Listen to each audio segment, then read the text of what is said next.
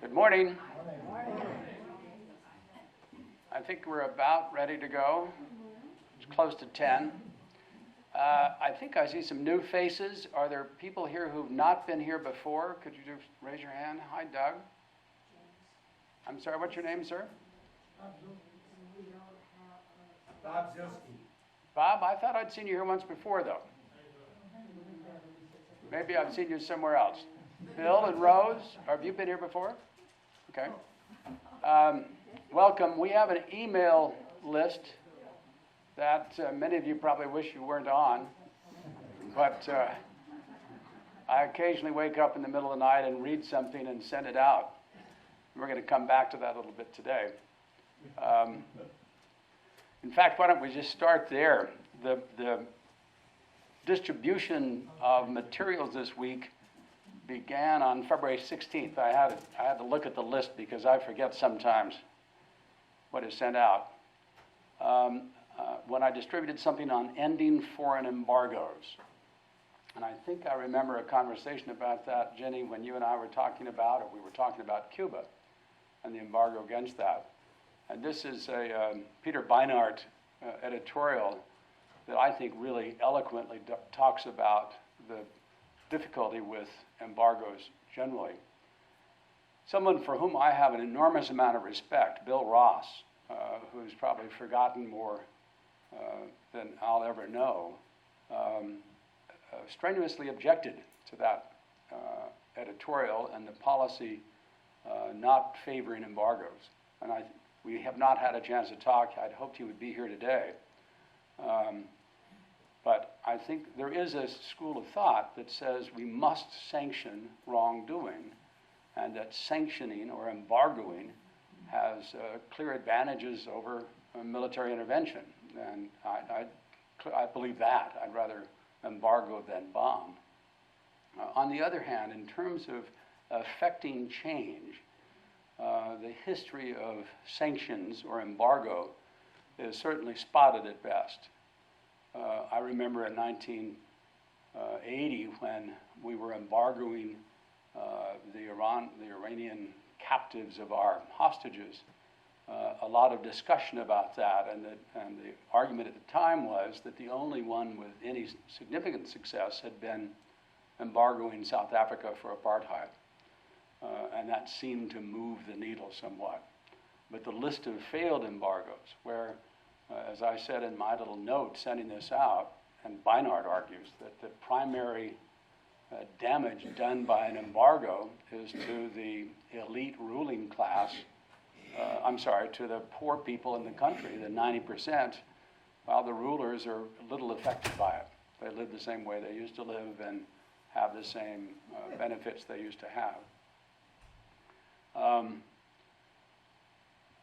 And I'm open for conversation about that if anybody wants to share thoughts about it or talk about it. Bill? What's the alternative then? Well, that's really, to me, a perfect question. Is it a bomb?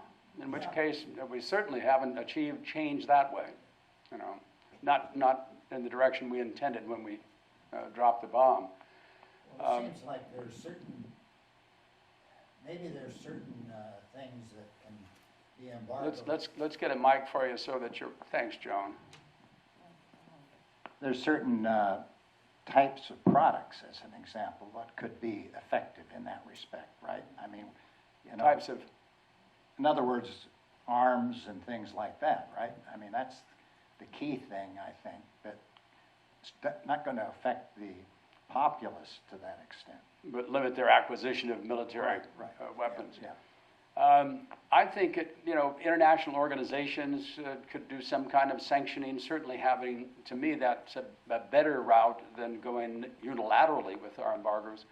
But nonetheless, when you think about trying to hurt a population such that they'll change their behavior, and you think about who gets hurt every time, it's not the person whose behavior we want to change.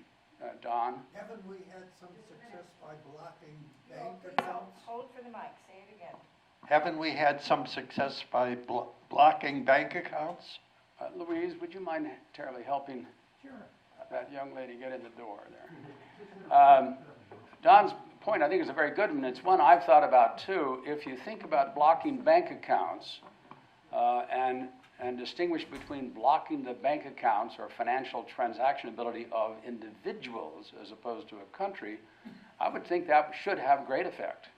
And again, we can target wealthy leadership group people like we've done with many of the Soviet bad guys. The idea of, so I think that's an idea. But again, it's when you think about policy options available to us, if we're trying to change behavior anywhere, there are not very many. It's a tough problem. What do you do about bad actors in a global society, even our own? It's just tough. Any other comments on embargoes? One thing for sure, I want to hear from Bill Ross as soon as we have another meeting where he's able to come. Jacques? Yeah, I was going to say that it's more and more difficult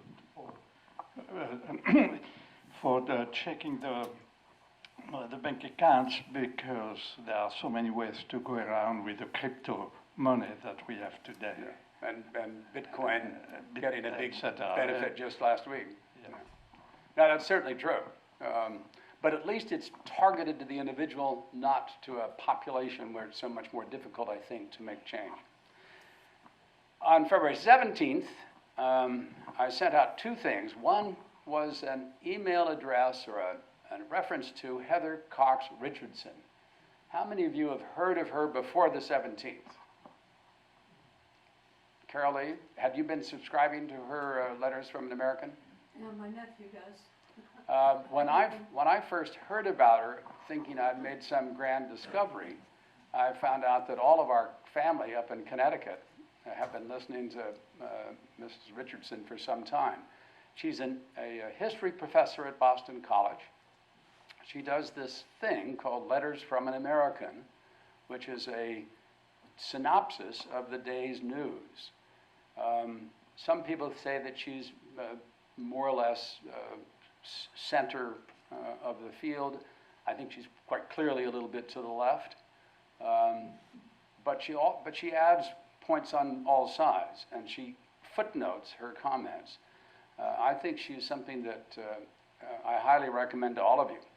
It's an easy read. It's not every day, but it's a synopsis of the daily news. Heather Cox Richardson, Letters from an American. I sent that out on the 17th.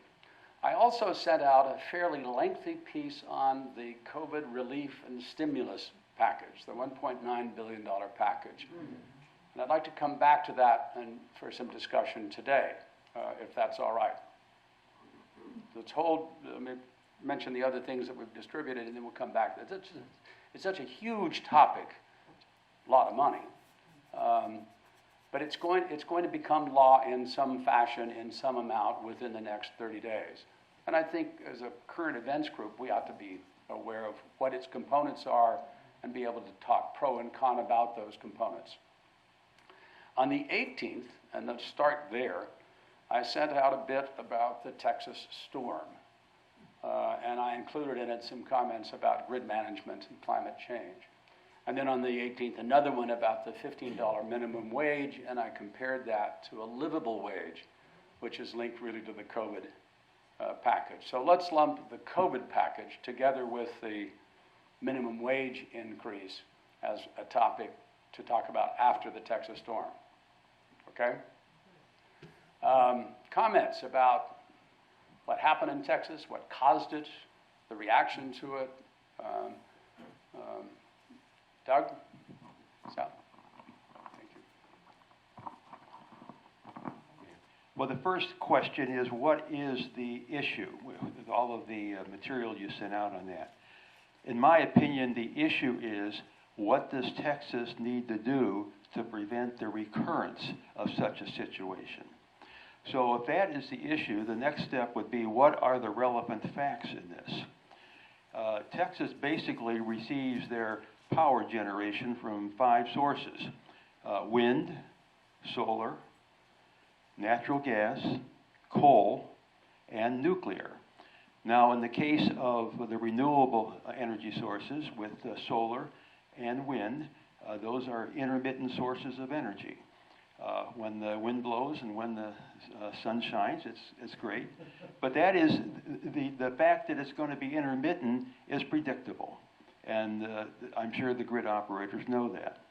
So their primary backup for when the wind and the solar energy is not available would be natural gas. Natural gas has the big advantage of being cheaper. Most of it's is being produced in the Permian and Eagle Rock formations. Yep.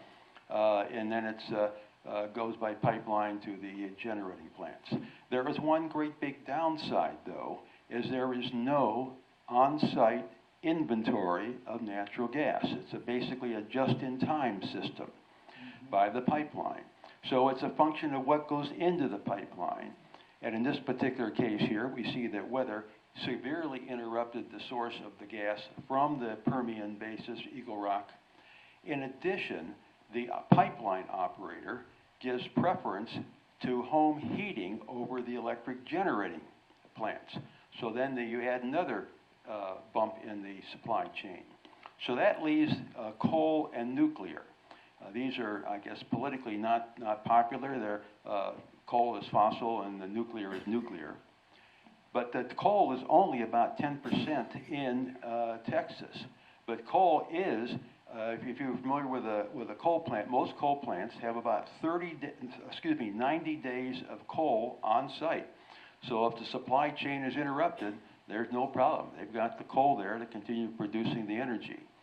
So I guess in my opinion, the future source would be to have enough backup supply of energy, primarily be coal or nuclear, that could handle such a situation in the future. First of all, let me say that's extremely well stated, I think, and very knowledgeable. So kudos to Doug. Could you just mention or talk a little bit about the source of the Permian Basin natural gas? How is it produced as distinguished from some other forms of natural gas? It's a byproduct of the production of crude oil. And what else comes up besides gas and oil? Water. Water, yes, okay. And what gets into a solid form when it's cold.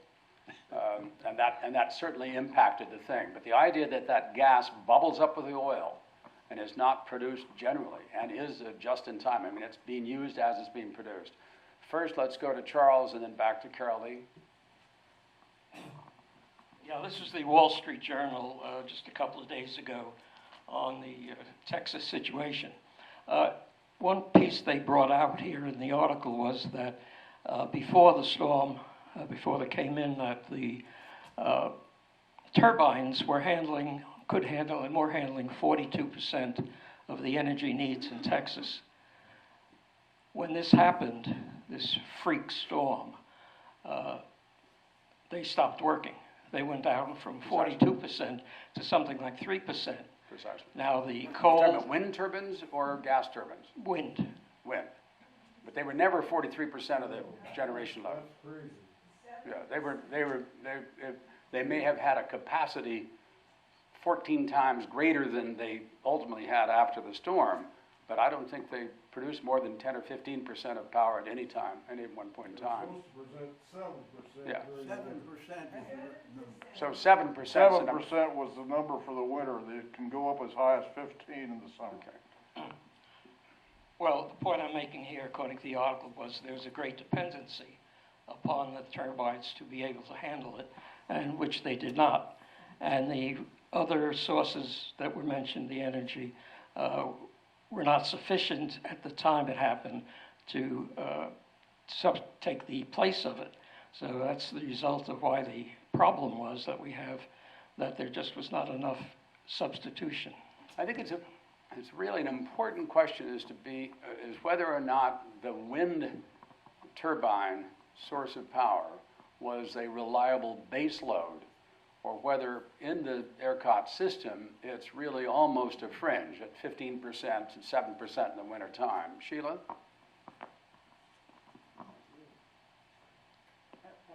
I'm sorry. Hi. Jeannie, I'm sorry, Jeannie. It's okay. Sally? This Kathy? same problem, Alice. This same problem occurred in 2011 exactly the same problem.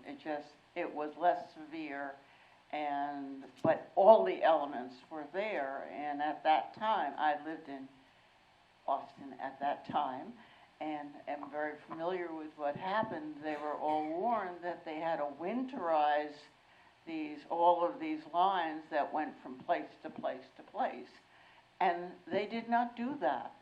And that's because they're self-regulated, and it wasn't in their best financial interest to do so.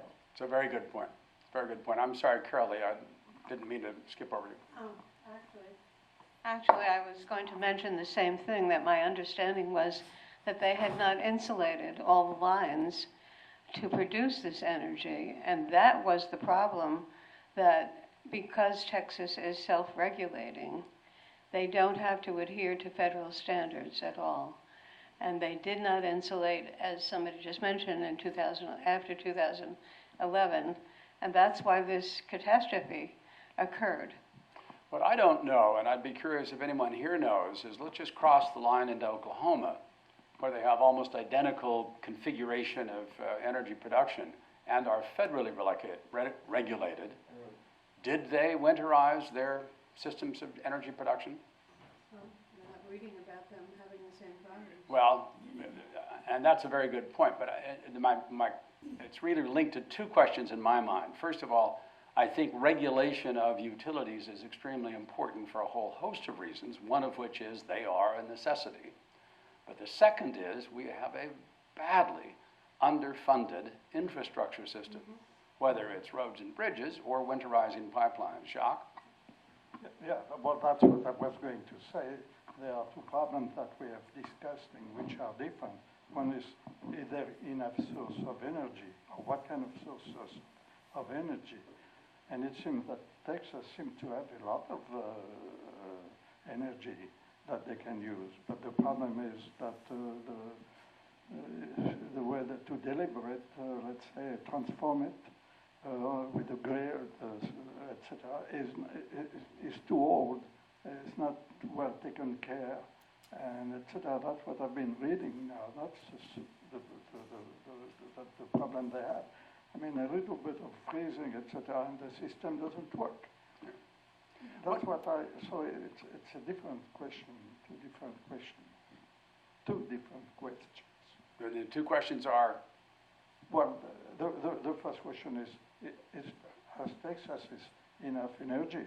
The second is this energy, the machinery to transform the energy, is it in good shape? Is it too old? Is it, et cetera, et cetera? I can see many problems. Let me, if I may, and Doug, you may know this certainly as well as I do, although I've worked in Texas in energy. My sense of the status or the condition of the Texas energy plant writ large Hold on 1 second. is that all the wind turbines and the solar fields are less than 20 years old.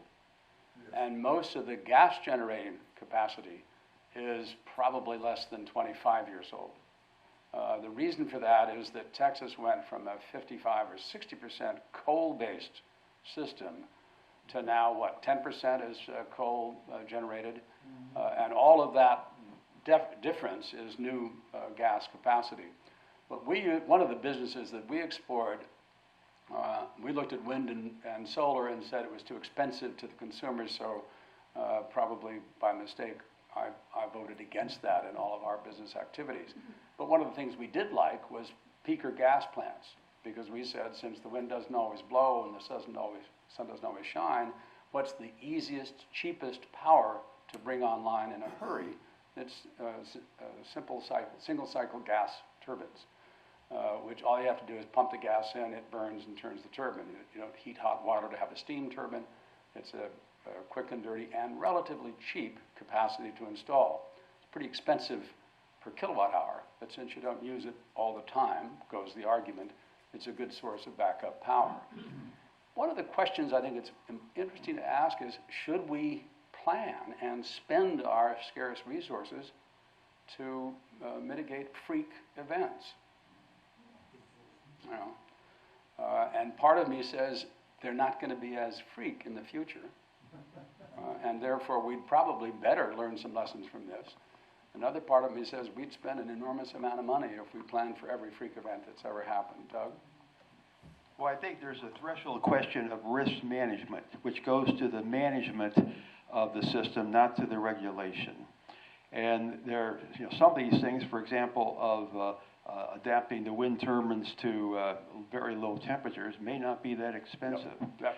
Other areas may be more expensive, and then it gets into a discussion between the energy producer and the utility regulators, because that goes into rates, i.e., are we willing to pay for that? And just, you know, let's say from a personal standpoint, I'm not planning to have a car accident today. However, I do carry car insurance. And it's the same principle when you're running a business, is you're looking at the things that can happen. I'm not talking about the black swan events. I'm talking about things that have some low probability of happening. And do you want to prepare for those either through changing your process, or are you going to pay for an alternative backup? What does ERCOT stand for? Energy Regulator, I know. Electric Reliability Council of Texas. It's all about reliability, and the theory is that the regulations, and they aren't part of the national system because they don't want to be part of their regulations, but ERCOT has its own regulations, and those regulations are theoretically designed to produce reliable power, not just the cheapest power, but with solid backups and workarounds in the event things happen. Jenny? I have a question about nuclear. I have a question about nuclear. You haven't mentioned anything. I don't know whether Doug can answer you. What I want to know is, would it be a cheaper way to go? And is it just because people are afraid of nuclear, or what? I'll let you start first, Doug, although I've got an answer too. The cost of nuclear is subject to a number of different opinions. The big variable is, how do you dispose of the material after it's no longer useful in producing electricity? And there are a wide variety of estimates of what that cost is, and I'm not going to say that there's a definitive answer to it, but some of those suggested answers are pretty expensive, so that for someone that does not want to use nuclear, they're accepting the assumptions of the high cost. So it's not like the other forms of energy where usually the remediation costs are well engineered. Yeah. And I'd only amend that by saying, over the course of the last 30 years, we've taken, both we in the private sector and as a society, several looks at nuclear.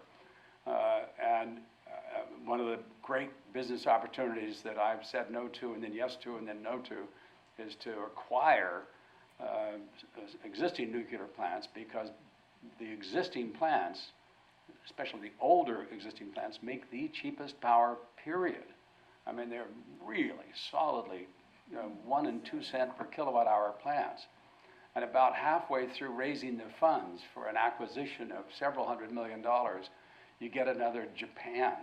And the financing falls through, and you say, am I ever going to be able to do this? If we could just have a prolonged period of time with no nuclear kerfuffles, we could possibly do it. But it doesn't, and there's more in the newspapers about that event than there is in the science. But nonetheless, it's really hard to finance and make nuclear work today. Even though I agree completely, I do think that the waste disposal issue is hugely important, but what's happening to the climate, I believe, is hugely important too. And nuclear doesn't present that same problem. Neil? Doesn't it take 10 years or more to build a new nuclear plant? Doesn't it take 10 years or more to build a new nuclear plant? So it seems on that basis it's not much of a solution if my 10 years is reasonably correct. It was once. Plant Vogel is a very good example. Plant Vogtle is a very good example of what happens, and it has been delayed at least 5 to 8 years as it's just going on, and JEA is still trying to get out of that contract, and they can't get out of it. It's gonna be $1 billion for JEA alone, and the overruns are unbelievable. Yeah. Just building a plant is still very, very difficult. When the private power industry, the independent power industry began in 1978 or 1981 by the time the law was passed, we used to advertise that from the day the power plant was a twinkle in the eye of the utility executive until the commissioning day, and this was not a nuclear plant. It was a coal burner or a large combined cycle gas plant. It was 11 years. And we, in the private sector, could do it in 3. And we'd be on time, under budget, and make cheap electricity. Now, an argument the utilities made is, yeah, but you don't have to deal with the issues of reliability and backups and workarounds that we do. You're just building an individual plant. Nuclear takes longer because of the safety regulations. I think Japan and France are the 2 by far largest nuclear users. And I don't have the data now, you might, on the time it takes to permit and build a nuclear unit in, well, Japan's out now, it's their disaster, but in France. But I don't think it's that same 10-year period that it takes, or would have taken in this country. I believe that France has been doing this for such a long time that somewhere between 80 or 90% or more of their energy is nuclear. Yeah. The number I always use is 75%, but I'll let you have 90 in a hurry. It's a lot. I'll let you have 75. Carol? It's a lot. My brother was a nuclear engineer, and so much of when you go to build a power plant, the reason it takes so long is all the resistance to it from a lot of people who feel like it's unsafe. Whereas he was one of the first people down into the bowels of the 3 Mile Island, and he said that his radiometer registered less radiation doing that than him flying from Washington, D.C. to California. Yeah. I mean, the arguments, the science behind the fears and risks of nuclear is not nearly as hard to listen to as the headlines, let's face it. I think there's some other issues to talk about in case of Texas, though. This whole idea of preparedness, anticipating a variety of forms of disaster. And again, I link it to infrastructure, which is really what infrastructure is all about, is not to handle the everyday, it's to handle the variations from the everyday.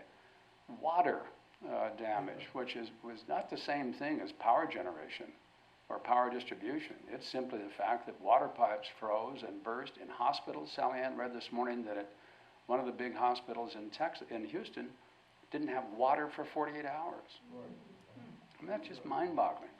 And it seems to me like at least that should be winterized, although I do think if it's relatively inexpensive to winterize the wind turbines and the single cycle gas turbines should be an inexpensive fix. Now, the wells, I think that's a more complicated issue, though I think you could insulate parts of the wells. You could at least prevent the freezing of the water that comes up with the oil and gas. Any other? Jeannie? Progress. I still have a beloved granddaughter who lives in Texas with her mother and father, so I've been getting a lot of little information on a minute-by-minute basis. And one of the big problems in Texas is that, again, the industry, the building industry, has not insulated the pipes in all of the houses appropriately, because this happens once in a blue moon. So person after person is having this situation where they don't have water because their ceilings are caving in from the water pressure coming through. And again, it's an industry problem that they have to say to the builders, you have to insulate the pipes appropriately. Well, one of the things Texans pride themselves on is an antipathy toward regulation. Zoning, for example, in Houston, Texas, there are titty bars next to churches. And it's based on the clientele, you're never sure which one is which. I didn't say that. Anything else on, Woody, I'd love to hear what you have to say about energy problems in Texas, but you know more about energy than any of us put together. When it comes to Texas, I think I'm at loss for words. And primarily because I don't know all that much about it. That's never stopped me. When it might stop me. No, but I'm curious. I would think a company like Quaker State and some of the other really solid, older, traditional energy companies would have anticipated some of these problems and winterized production capability and generation capability and the distribution capability in areas that face difficult weather conditions. It's just part of the business. Jenny? Now, this will solve all the problems in the houses, because I listened to someone this morning whose son lives in Texas, and he said, does anyone realize that you should turn the spigots on and let the water drip? Okay. They did and they froze because the houses were so cold. Yeah. Bill? The big question is, what is the answer long term? In other words, is wind turbines for the people that want to do away with fossil fuels? What do we have as an alternative? We talked about nuclear, and of course people are against that. How many actually turbines can we build? Or wind.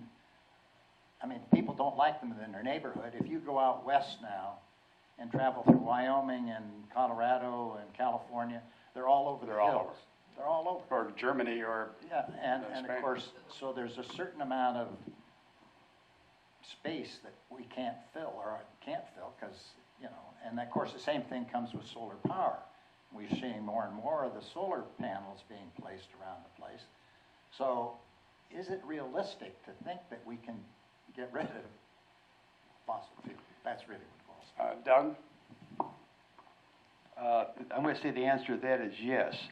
And what you've got to do is turn the wind and the solar into a steady source of energy. And the missing link there is batteries. So I think if we get to the point where we have batteries that are technologically beyond what we have now, the answer is yes, then wind and solar can become instead of ranging from 0 to 42%, it can settle in at 15, 20% or something like that.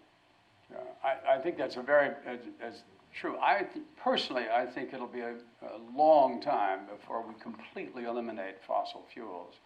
In my mind, I go back to that method, that balance of wind and solar with gas peakers for when the wind doesn't blow and the sun doesn't shine. And yes, battery efficient storage could solve that problem, but that seems to be a long way away, but it is possible. I've been told that the wind from British Columbia all the way down to Mexico on the eastern slope of the Rocky Mountains is sufficient to satisfy the energy needs of the United States several times over. And a lot of that is really out in the boons. Nobody's going to see much in the way of that. Carol? I saw a picture this week of those wind turbines put out in the water. Out in a body of water. Oh, I saw a picture this week of the wind turbines being put out in the water. So that's more unlimited space then. A great deal of that, and it is, except for the depth, it is presumably unlimited. It's throughout Europe now. Amsterdam and Rotterdam have large wind installations on the ocean just offshore. And Norway? Yeah. Doug? They are also advancing the technology today to have offshore wind generation that is not on the seafloor. And floating turbines. Exactly. That would be interesting to see. This whole issue of energy is one of those interesting things that's both out there and theoretical and global on one hand, but very personal and very close at home on the other. We all use it, we all need it, and we're all affected by these glitches. So it's one that we'll come back to over and over again. Can we move to the Could I COVID? just make one statement? Please. Living in Florida, in the Florida Keys, we were always prepared for a hurricane because we were forced to be prepared by the county telling us what we should do, what we needed to do.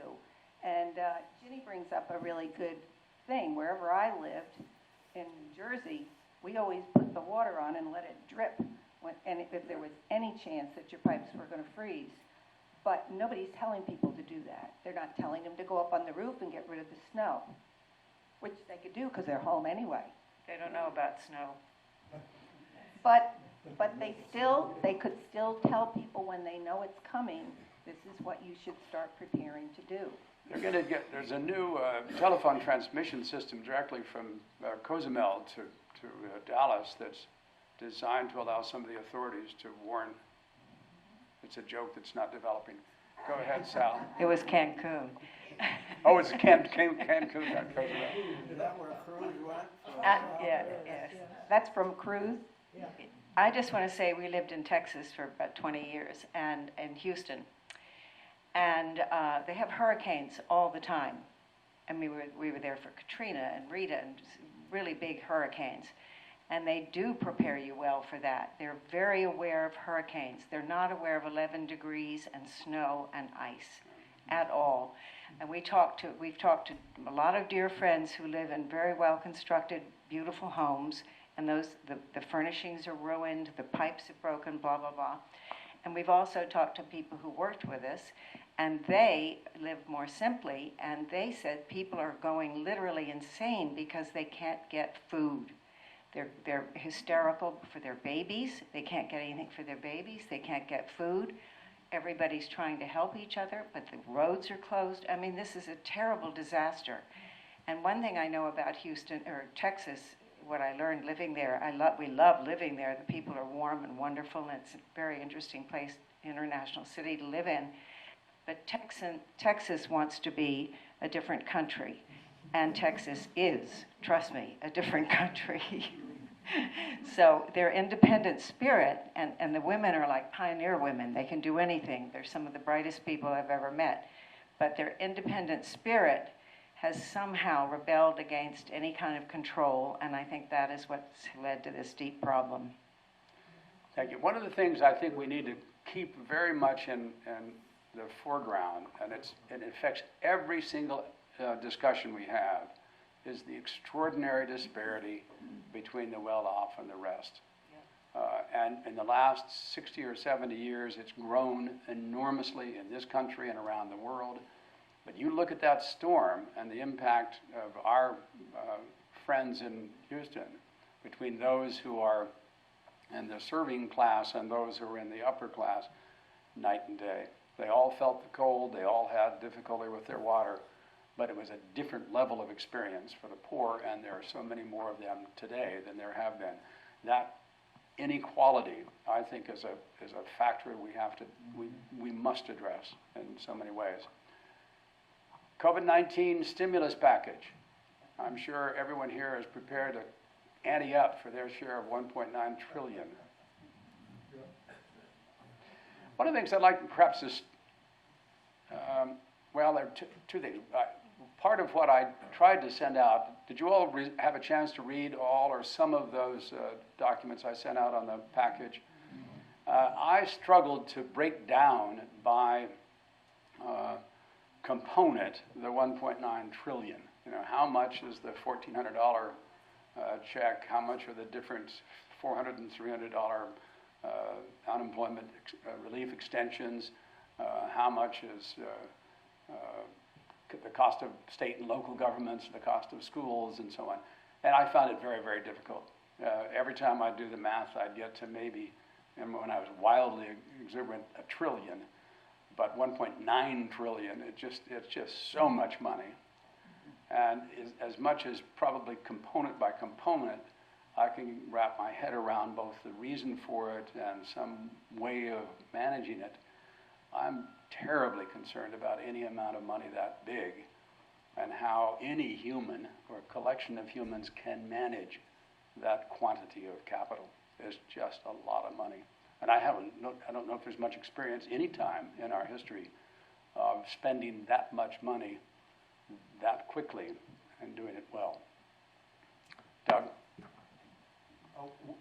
One item that I did not see in all that material is I was wondering of the stimulus packages that have already been approved and are being implemented, how much money was in each one of those categories, though those are actually, you might say, part 3 of 2 previous installments.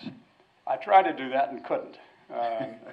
Again, they don't line up exactly, but you're dead right. In each of the 2 significant packages, the $900 million just before Christmas, and was it 1.4, 1.3 trillion in the spring? They break down with similar amounts of money. The pockets are somewhat the same, and you theoretically line them up. I can't. And another thing I sent out was the subcommittee or the committee hearings on each component. The way the law becomes a law is that in the so-called normal way, is that different committees, by virtue of their remit, look at different elements of the package. Theoretically, the way the 1.9 trillion came together is the way those of us who've had to put together budgets for our companies or our institutions have done our budgets, where we don't start with a number. I'm going to run the company for $50 million this year. You start at a grassroots level with components. I want to have a team in Uganda, and I have another, and that costs X, and then a team in Nicaragua will cost Y, and you build it up from the bottom, and you end up with a number. You don't begin with a number. A part of me thinks that in response to what happened in 2007, and it's understandable, when Obama came up with his stimulus package to end a much more difficult financial crisis, some people say aim too low. He certainly resulted in too low a number, and thus the slow growth. Many people say the slow growth of, while we did come out of it and come out of it strongly, it might have been much earlier had there been a larger stimulus. And so Biden, I think, was thinking about that, saying the last thing I want to do is go too low. And that leads me to believe he picked that 1.9 somewhere out of his anatomy and said, what we're going to do is find things to spend this on. And that's an unfair accusation. But if you start back at the pieces and try to build them up, I think it's a necessity. It's a necessity to look at the 2 earlier stimulus packages and see what was spent on that category before, how much still left to be spent. We clearly haven't spent the $900 million from December. That said, I think we all have to anticipate most of this is going to become law. And therefore, over the course of the next month, and I think it'll take about that much time, we should track the big blocks of the 1.9 as they progress through committees and then to the floor of the House. Charlie? Yeah, part of that package, of course, is the $15 an hour question.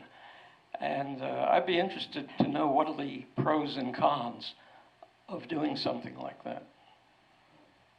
Well, as you know, I sent out a thing on the living wage, and I'll come back to that in a second. Come back here, Bob. I was just going to say that that's a very complex problem. If you take the restaurant industry, for example, much of their income is from tips. So if you give them $15 and then the tips on top of that, it's going to be impact. This is not a simple question. No, it's not There are people who live in a home and get bored and food. And you put, how does that fit into this thing? They've really got to think this through thoroughly. It's very, very complex. I agree with you, though. I think it needs to be done. And maybe the way to do it is over a longer period of time, somewhat. Like there was original plan, I thought that was into 5 years. It was more than 5. Was it was like 10 or 15, something like that. And maybe that's too many, but if you stretch it out, maybe that's going to have less of an impact short term. Yeah, one of the things I've read about making it more complex is it's difficult for a federal government minimum wage to be overlain on state and local minimum wages and do it with much complexity. Charlie, again? Yeah, one point that has been brought out is that the $15 an hour will affect smaller businesses. As a result, there may be some severe cutbacks in employment, that people will be fired. And brought out in another article here that I have was that the people that will probably suffer most may be some of the minorities, because when this thing happens, history has shown that they go first. Sure. And there's an article written about that. Actually, it was written by a black author in the journal. So it seems that he's saying that what appears to be the right way to go is going to wind up being the wrong way to go for some people. Well, the reason Andy Yang kept talking about having a basic income floor, and everybody gets that, is that among the effects of minimum wage and clearly some people will be laid off, and those people are probably those newest in the job market, and blacks and Chicanos. And so if you have a floor, if you have a minimum basic income, I think is what he called it, just a check the government sends out, and then on top of that. But to me, whether it's a small company or a large company, the idea that a person working 40 hours a week, showing up, dressing up, doing his job or her job, can't support a family, must live in poverty, is just not right. Doesn't seem to me right. And if I look back over the course of the last 60 or 70 years, really more than that, since the war, the World War II, from 1940 to 1970, we largely addressed this problem, or we're in the process of addressing this problem of income inequality. By 1970, we were one of the most equal societies in the world and in history. And it was a consequence of a whole series of actions and activities that beginning in 1970, we started to unwind. And we've gone from being more or less the most equal to one of the least equal in 80 years. And part of the reason for that, I think, has been this massive shift politically to an attitude that it's the fear of what was called state socialism. And that fear began in the 30s with an opposition to the Roosevelt New Deal, and then that opposition never disappeared, but finally found legs in the 70s. I have another 86-page thing to distribute that I've been holding back on. How many people know what the Lewis Powell memo is?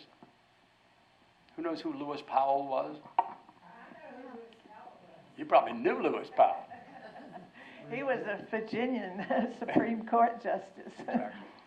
But I don't know what his paper is. He was appointed to the court by Nixon in 1972, I think.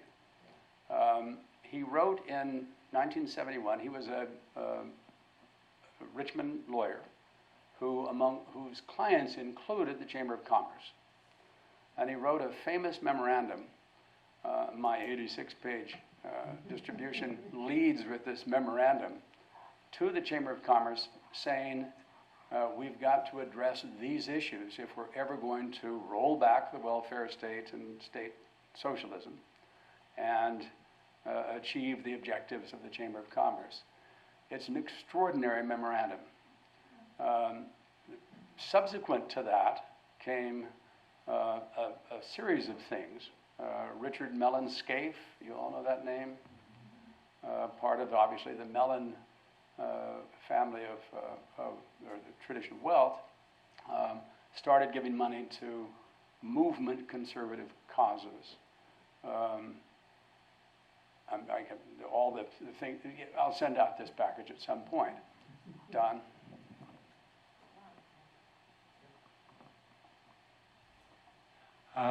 Along those lines, Bob, there is a new book out which I'm about 2/3 through now. The title of which is The Evil Genius, written by a guy by the name of Kurt Anderson, and this book has been on the New York Times nonfiction bestseller list for a number of weeks. But it takes that history from in his case, he starts it in 1980. I personally believe it started closer to 1970. But anyway, what has happened to the social economic structure within the United States, of just what you're saying. And it's really quite interesting and informative about how we have changed and makes, I don't know what he says at the end about if he does say what can be done to change the situation. But as far as he's come, it is very enlightening as to what has happened very subtly, very quietly, but it's happened. And there's a power structure in the upper income brackets of the United States that are behind the scenes, but they've been running things for about 40 years. A long time. Many of you here probably found Bill Clinton to be an absolute, inexcusable liberal, right? A lot of you, nobody raises their hands. He was the closest Democrat to a Republican we've ever known. He balanced the budget. I'm sorry? He certainly balanced the budget, and his balancing of the budget, oddly enough, wasn't related to his new economic thinking. And that's one of those things I'd like to spend some time on, Bob, because I think it's really important to understand.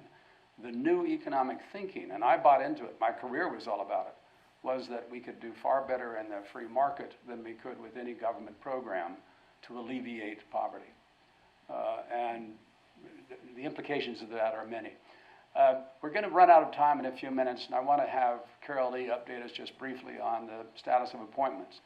I suggest we come back to this time. We'll have to, because the COVID relief bill is going to be under consideration for the next month. We could devote, please take a moment, if you will, to look at my livable wage piece. In that is a calculator that you can download, and it's just something online. You enter your city or state, and it'll calculate the livable wage where you are. And the ingredients of a livable wage are, I think, fascinating. They don't allow for very many people to live at Vickers Landing, sadly. But okay, bring the thing over. Now, a quick update on what's the status of Biden's appointments to the cabinet. Well, unbeknownst to most people, excuse me, on Monday, a week ago, February 8th, the Senate voted 87-7 to confirm President Biden's pick, Dennis McDonough. And I don't know if anybody's even heard of him, but he is now the Secretary of the Veterans Administration. And he's the second person who did not serve in the armed forces as a Veterans Administration administrator. And he is a veteran public servant. He was President Barack Obama's chief of staff, a position he assumed in February 2013. Excuse me. Before that, he was the Deputy National Security Advisor and the Chief of Staff of National Security Staff. And he is inheriting the task of overseeing the administration of COVID-19 vaccines to many of the 18 million veterans across the nation. Because if you're not 65, you still want to have the vaccine. It was really surprising to me. This happened a week ago Monday before the impeachment trial started. Since the impeachment trial, the Senate is on vacation, so nothing has transpired since then. I think I read this morning that thus far we have the fewest number of confirmed appointments in the last 40 or 50 years. But part of that, frankly, is the fault of the Democrats for choosing to do impeachment instead of formation of government. However one feels about that, we can expect that slowdown to be. Any other suggestions or comments from the floor? Next week, we're probably going to return to the relief and stimulus bill. So if you have suggestions on things to read, I love this suggestion of Don Maley's to that book, The Evil Genius. That sounds very good. And I'll deliberate on sending out the memo on the Lewis Powell memo. Thank you all very much. Next week at 10 o'clock. I don't think so.